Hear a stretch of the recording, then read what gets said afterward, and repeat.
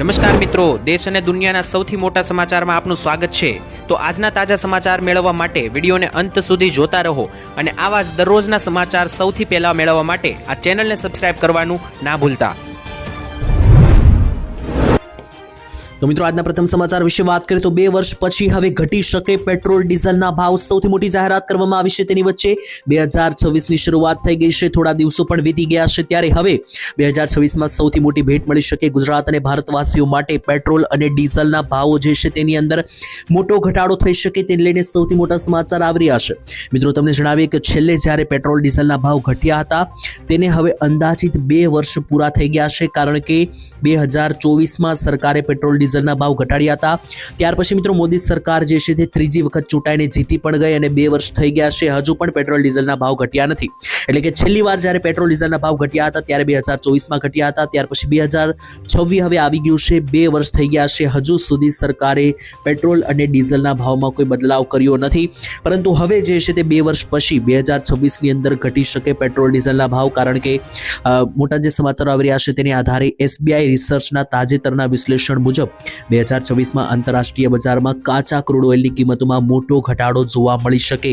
Report અનુસાર મિત્રો જૂન 2026 સુધીમાં ક્રૂડ ઓઇલની કિંમત ઘટીને $50 પ્રતિ બેરલ થઈ શકે છે, જેનું પરિણામે આવશે કે ભારતમાં પેટ્રોલ અને ડીઝલના ભાવમાં નાનો મોટો નહીં પરંતુ એક મોટો ધરખમ ઘટાડો જે છે તે આ વર્ષે પણ જોવા મળી શકે। તો ત્યાર પછીના મહત્વના સમાચાર વિશે વાત કરીએ તો વિશ્વ સામે એક મોટો પડકાર ફેંક્યો છે અમેરિકા દ્વારા। જ્યાં મિત્રો અમેરિકાએ જે પાડોશી દેશ વેનેઝુએલા ઉપર હુમલો કર્યો, જેને 2 દિવસ હવે પૂરા થઈ ચૂક્યા છે, ત્યાર પછી વિશ્વભરની અંદર ખળભળાટ મચી ગયો છે, કારણ કે એકબીજા દેશો જે છે તે હવે પોતપોતાના વિરોધી દેશો સાથે યુદ્ધની અંદર જોડાઈ રહ્યા છે। ત્યાર પછી હવે જો મિત્રો આમનામ આ વર્ષ આગળ ચાલતું રહેશે તો જે છે તે 2026નો અંત આવે, એટલે કે આ વર્ષની દિવાળી આવે પહેલા જે છે તે વૈશ્વિક સ્તરે મોટી નવાજૂની થઈ શકે, કારણ કે અમેરિકા જેવો મોટો દેશ છે તે મિત્રો હવે યુદ્ધની અંદર ઉતરી ચૂક્યો છે। બીજી બાજુ રશિયા પણ મિત્રો જે છે તે એક મોટો દેશ છે, તે પણ યુદ્ધની અંદર ઉતરી ચૂક્યો છે। ચાઇના પણ મિત્રો તાઇવાન સાથે ઘણા સમયથી સંઘર્ષમાં છે। ચોથા નંબરે સૌથી મોટો દેશ મિત્રો ભારત છે, જે પણ પાકિસ્તાન સાથે છેલ્લા 1 વર્ષથી સંઘર્ષમાં છે। આ મિત્રો જોવા જઈએ તો પહેલેથી 2 યુદ્ધ ચાલી રહ્યા છે, જેમ કે રશિયા અને યુક્રેનનું યુદ્ધ ચાલી રહ્યું છે, ઇઝરાયલ અને ગાઝા વચ્ચે યુદ્ધ શરૂ છે, અને હવે અમેરિકા પણ ઓફિશિયલી યુદ્ધમાં ઉતરી ચૂક્યું છે। ત્યાર પછી જો મિત્રો આમનામ આગળ ચાલતું રહેશે તો આ વૈશ્વિક સ્તરે મોટો પડકાર ગણી શકાય, કારણ કે વૈશ્વિક ઇકોનોમી જે છે તે કોલેપ્સ થઈ શકે, એને કારણે તમામ પ્રકારના ધંધા ઉદ્યોગોમાં તેની અસરો જોવા મળશે, કારણ કે વૈશ્વિક સ્તરે જે છે તે મંદી આવવાને કારણે માંગ ઘટી શકે, જેને લઈને તમામ ઉદ્યોગો જેમાં મિત્રો આવી શકે ભારતના સૌથી મોટા ઉદ્યોગ જેમ કે મિત્રો ફાર્માસ્યુટિકલ કંપની છે, એટલે કે દવાઓના ઉદ્યોગ છે, તેની સાથે મિત્રો જે સ્ટીલ બનાવતી કંપનીઓ છે, તેની સાથે મિત્રો અન્ય પણ ઘણા બધા ઉદ્યોગો ગણી શકો, જેમ કે કાપડ ઉદ્યોગ છે, આ બધા ઉદ્યોગોને મોટો ફટકો પડી શકે।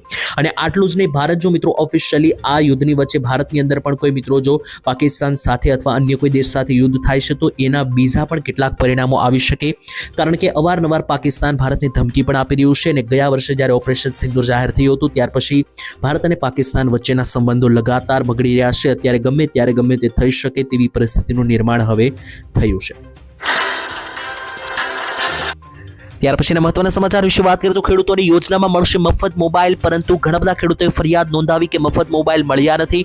જી હા મિત્રો, સૌથી મોટા સમાચાર આવી રહ્યા છે। રાજ્યના ખેડૂતોને સરકાર સ્માર્ટફોન યોજના અંતર્ગત 6000 રૂપિયા મોબાઈલ ખરીદવા માટે આપે છે, અને આના માટે ઘણા બધા ખેડૂતો અરજી પણ કરે છે, પરંતુ ગયા વર્ષનો એક રેકોર્ડ સામે આવ્યો છે। તે અનુસાર તમને જણાવ્યું તો 2024-25ની અંદર ખેડૂતોએ અરજી કરી હતી, તેમાંથી તમને જણાવ્યું તો ત્રીજા ભાગના ખેડૂતોની અરજીઓ પણ માંડ મંજૂર કરવામાં આવી છે। છેલ્લા 2 થી 5 વર્ષમાં 5 જિલ્લામાં કુલ 21,000 ખેડૂતોએ અરજી કરી હતી, એમાંથી માત્ર 6000 જેટલા ખેડૂતોની અરજી મંજૂર કરવામાં આવી છે, એટલે કે ટોટલ 21 થી 22000 જેટલા ખેડૂતોએ ફોર્મ ભર્યા હતા મફત મોબાઈલ યોજના અંતર્ગત ફોન ખરીદવા માટે, તેમાંથી માત્ર 7000 જેટલા ખેડૂતોની યોજના પાસ કરવામાં આવી છે। બાકી રહેલા 14-15,000 જેટલા લોકો છે તેમની અરજી હજુ પણ પડેલી છે, તેમને ફોન લેવા માટે પૈસા મળ્યા નથી। બાકી મિત્રો જો તમારે પણ મફતમાં મોબાઈલ લેવો હોય તો તમે પણ સરકારની મફત મોબાઈલ યોજના અંતર્ગત અરજી કરી શકો, જેમાં સરકાર મોબાઈલ લેવા માટે તમને સબસિડી રૂપે સહાય આપશે। તો ત્યાર પછીના મહત્વના સમાચાર વિશે વાત કરીએ તો ફરી એકવાર માવઠાની નવી આગાહી સામે આવી ગઈ છે। ખાસ તમામ લોકો ધ્યાન આપજો, કારણ કે તમને મિત્રો જણાવી દીધું ખાસ મિત્રો હમણાં જ એક માવઠું 5 દિવસ પહેલા પડ્યું છે આખા ગુજરાતની અંદર, અને વળી પાછી હવે નવી આગાહી આવી ગઈ છે। ઉત્તરાયણ બગાડી શકે માવઠું, કારણ કે જે આગાહી આવી છે તે અનુસાર વળી પાછી મિત્રો માત્ર માવઠાની જ આગાહી નથી, પરંતુ ઠંડીને લઈને પણ એક સૌથી મોટી આગાહી આવી ગઈ છે। હવામાન ખાતાએ મિત્રો જે છે તે ઠંડીને લઈને અગાઉ એલર્ટ જાહેર કર્યું હતું. ત્યાર પછી હવે નિષ્ણાંતો તરફથી જે આગાહી આવી રહી છે તો અંબાલાલ પટેલે પણ માહિતી આપી હતી કે આવનારા દિવસોમાં હવે 17 થી 18 તારીખ સુધી તમને જે છે તે કોલ્ડ વેવનો રાઉન્ડ જોવા મળશે, એટલે કે આડ થીજવનારી ઠંડીનો રાઉન્ડ જોવા મળશે. પરંતુ બીજી બાજુ વરસાદ અને માવઠાને લઈને પણ અંબાલાલે આગાહી કરી કે બંગાળની ખાડીમાં 14 તારીખ આસપાસ એક હળવું વેસ્ટર્ન ડિસ્ટર્બન્સ અને એક લો પ્રેશર સિસ્ટમ જે છે તે જોવા મળી રહી છે. તેને કારણે ગુજરાતની અંદર પણ 15 થી 21 તારીખની વચ્ચે એટલે કે ઉત્તરાયણના સમયગાળા પછી જે છે તે ખાસ એક માવઠું જોવા મળી શકે. ગુજરાતના અમુક ભાગોમાં તો વધુ પણ વરસાદ પડી શકે, ઝાપટાઓ જે છે તે નોંધાવાની શક્યતા વળી પાછી ઉત્તરાયણ પછી બની રહી છે. તો ત્યાર પછીના મહત્વના સમાચાર વિશે વાત કરીએ તો આ નોટના બદલામાં મળશે હજારો રૂપિયા.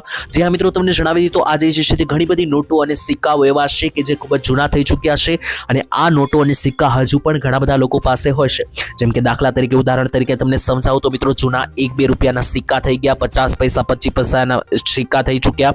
તેની પહેલા પણ મિત્રો જે પહેલા આના આવતા હતા તે રીતના ઘણા બધા સિક્કા થઈ ગયા અને ત્યાર પછી મિત્રો 1 રૂપિયા 2 રૂપિયાની જે નોટ આવતી હતી, 5 રૂપિયાની નોટો પણ હમણાં સુધી મિત્રો જે છે તે ચલણમાં હતી. આ બધી જે મિત્રો જૂની નોટ અને સિક્કાઓ છે તે ઘણા બધા લોકો પાસે આજના સમયમાં પણ છે. તો આ નોટ અને સિક્કાઓના બદલામાં જે છે તે હજારો રૂપિયા તમને મળી શકે, કારણ કે આ પ્રકારની જે જૂની નોટો છે મિત્રો, ચલણી નોટો અને સિક્કાઓ છે, તો આ નોટો ભેગા કરવાના ઘણા બધા લોકો શોખીન હોય છે અને ઘણી બધી વેબસાઇટો પણ એવી હોય છે કે જ્યાં તમે આ નોટો જે છે તે વેચી શકો, આ સિક્કાઓ વેચી શકો અને તેના બદલામાં હજારો રૂપિયાનું ઇનામ જે છે તે તમે મેળવી શકો વળતરમાં. જેમ કે મિત્રો ઘણી બધી એવી વેબસાઇટો છે, તમે મિત્રો એ વેબસાઇટો વિશે ઓનલાઈન જાણી શકો અને ત્યાં જઈને મિત્રો જે છે તે ખાસ કરીને નોટ અને સિક્કાઓ જે છે તે વેચી પણ શકો. ત્યારબાદ મહત્વના સમાચાર વિશે વાત કરીએ તો 2026થી આટલા લોકોને નહીં મળે 2000 રૂપિયાના હપ્તા. જે આ મિત્રો સૌથી મોટા સમાચાર આવી રહ્યા છે. સરકાર પીએમ કિસાન યોજના અંતર્ગત જે 2000 રૂપિયાના હપ્તા આપે છે, આની અંદર 21 હપ્તા અત્યાર સુધીમાં ખેડૂતોના ખાતામાં આવી ચૂક્યા છે અને હવે 22, 23 અને 24મો હપ્તો જે છે તે 2026માં ખેડૂતોને મળવાના છે. જેમાં હવે આવનારો જે 22મો હપ્તો છે તે આવનારા 1 મહિના પછી ખેડૂતોના ખાતામાં આવી શકે, પરંતુ હવે જે છે તે બધા ખેડૂતોને આવનારો હપ્તો નહીં મળે, કારણ કે ઘણા બધા ખેડૂતોને જે છે તે હવે હપ્તો બંધ કરવામાં આવશે, કારણ કે જે પ્રોસેસ સરકારે મૂકી છે એ પ્રોસેસ કરેલી નહીં હોય તો હપ્તા જે છે તે ખેડૂતોને બંધ થઈ જશે. કઈ પ્રોસેસ છે તેના વિશે વાત કરીએ તો ખાસ કરીને ખેડૂતોને હવે જે છે તે ઘણા બધા રાજ્યોની અંદર સરકારે આ નિયમ લાગુ કર્યો છે. ખેડૂતોને જે છે તે 2000 રૂપિયાના હપ્તાનો લાભ લેવા માટે આઈડી કાર્ડ બનાવવું પડશે. એનું નામ છે કે મિત્રો ફાર્મર આઈડી, એટલે કે ખેડૂત આઈડી કાર્ડ જે છે ફાર્મર રજિસ્ટ્રીની પ્રક્રિયા દ્વારા મળે છે. એ ખેડૂત આઈડી કાર્ડ તમારે બનાવડાવવું પડશે. જો મિત્રો આ કામ નહીં કરેલું હોય તો આવનારો તમારો હપ્તો જે છે તે અટકી શકે, ખાતામાં પૈસા થતા અટકી શકે. આ ફેરફારનો હેતુ મિત્રો એટલો છે કે ઘણા બધા ખેડૂતો ખોટી રીતે હપ્તાનો લાભ લઈ રહ્યા છે, તો એવા ખેડૂતોને રોકવા માટે સરકારે આ ફેરફાર કર્યો છે અને ખેડૂત નોંધણી કરનારા લોકો છે તેમને જ સરકાર હવે જે છે તે આવનારા સમયથી હપ્તો આપશે, બાકી લોકો હપ્તાથી વંચિત રહી શકે.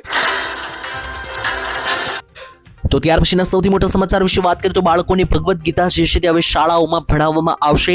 જ્યાં મિત્રો અત્યાર સુધી શાળાઓમાં જે છે તે સબ્જેક્ટ હતા જેમ કે ઇંગ્લિશ, હિન્દી, વિજ્ઞાન, સામાજિક વિજ્ઞાન, તો આની અંતર્ગત હવે જે છે તે મિત્રો ખાસ કરીને શાળાઓની અંદર હવે ભગવદ્ ગીતાનું પણ પઠન કરાવવામાં આવશે, ભણતર ભણાવવામાં આવશે.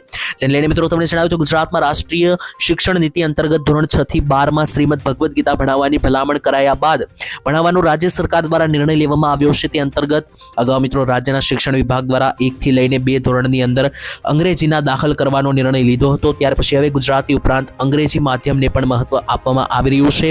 ત્યારે રાજ્યમાં મિત્રો વધુ એક નિર્ણય લેવાયો છે કે શાળાઓમાં બાળકોને જે છે તે ભગવદ્ ગીતાનું પણ પઠન જે છે અને અભ્યાસ કરાવવામાં આવશે. ત્યાર પછીના મહત્વના સમાચાર જાણીએ તો ખેડૂતોના પૈસા લૂંટાઈ શકે, ખાસ સાવચેત રહેજો. સૌથી મોટા સમાચાર તેની વચ્ચે મિત્રો અત્યારે ખેડૂતોને જે છે તે યોજનાઓના નામે લૂંટવામાં આવી રહ્યા છે, તો નવા વર્ષે 2026માં ખાસ સાવચેત રહેજો. મિત્રો લૂંટારાઓ જે છે તે અવારનવાર નવી પદ્ધતિઓ લઈને આવતા હોય છે, તો હવે નવું વર્ષ આવ્યું છે તો એ નવી લૂંટવાની પદ્ધતિ માર્કેટમાં આવી છે. જેમ કે મિત્રો ખેડૂતોની યોજનાની લાલચ આપવામાં આવે છે, જેમ કે ખેડૂતોને 2000 રૂપિયાના હપ્તાઓ આપવામાં આવે છે, તો એવો ખેડૂતોને મેસેજ આવે છે કે 2000ની જગ્યાએ તમને 4000 રૂપિયા આપવામાં આવશે, તેના માટે તમારે અહીંયા ફોર્મ ભરવાનું રહેશે, તેવું ખેડૂતોને ઓનલાઈન મેસેજ દ્વારા જણાવવામાં આવે છે. ખેડૂતો મિત્રો 2000 રૂપિયાની લાલચમાં જે છે તે ત્યાં ક્લિક કરે છે અને ત્યાર પછી ખેડૂતના ફોનમાં રહેલી તમામ માહિતી હેક થઈ જાય છે અને બેંકમાંથી ખાતામાંથી જે પૈસાઓ છે એ પણ પડાવી લેવામાં આવે છે. તો ખેડૂતો આ પ્રકારની લાલચમાં ફસાતા નહીં. ખેડૂતો મિત્રો સરકાર જે યોજના ચલાવે છે માટે તમારે જે છે તે સરકારી યોજના વિશે જાણવાનું રહેશે. આ પ્રકારની લાલચમાં આવીને મિત્રો તમે જે છે તે ખાસ કરીને ફસાતા નહીં, કારણ કે નવી લૂંટવાની પદ્ધતિ જે છે તે ખેડૂતો સાથે અત્યારે બની રહી છે. તો ત્યાર પછી મહત્વના સમાચાર વિશે વાત કરીએ તો ગુજરાતના બાળકોના ભવિષ્ય ખતરામાં સૌથી મોટા સમાચાર, કારણ કે બાળકો શાળાઓમાં ભણતા હોય છે નાનપણથી, પરંતુ શું મિત્રો તમને એમ જણાવું કે શાળામાં શિક્ષકો પોતે જે છે તે ખોટી રીતે દાખલ થઈ રહ્યા છે. તો જે શિક્ષક ખોટી રીતે શાળામાં આવી રહ્યા છે, બાળકોને શું શીખવાડશે તેવા દાવાઓ કરવામાં આવી રહ્યા છે, કારણ કે શિક્ષકની જે ભરતીઓ થઈ રહી છે તેને લઈને સૌથી મોટા સમાચારો છે. ખાસ તમને માહિતી આપી તો શિક્ષણ વિભાગના ગાંધીનગર ખાતેના વર્તુળોમાં જણાવ્યા મુજબ પ્રાથમિક શિક્ષકો માટે જે સીસીસીની પરીક્ષા છે એ નિયત સમય મર્યાદામાં પાસ કરવાનું ફરજિયાત છે, પરંતુ કેટલાક શિક્ષકો આ પરીક્ષા પાસ કર્યા વગર જ જે છે તે એન્ટ્રી લઈ રહ્યા છે. સૂત્રોના જણાવ્યા અનુસાર અત્યાર સુધીમાં 782 શિક્ષકો બહાર આવ્યા છે અને હજુ પણ તપાસ શરૂ છે. તો મિત્રો પરીક્ષાઓ પાસ કર્યા વગર જે છે તે મિત્રો શિક્ષકો જે છે તે શાળાઓમાં પ્રવેશ કરી રહ્યા છે. આનાથી તમે અંદાજો લગાવી શકો કે ભવિષ્યમાં એ જ શિક્ષક જે છે તે બાળકોને અત્યારે ભણાવે છે તો બાળકોના ભવિષ્ય સાથે મોટી છેડતી જે છે તે કરવામાં આવી રહી છે.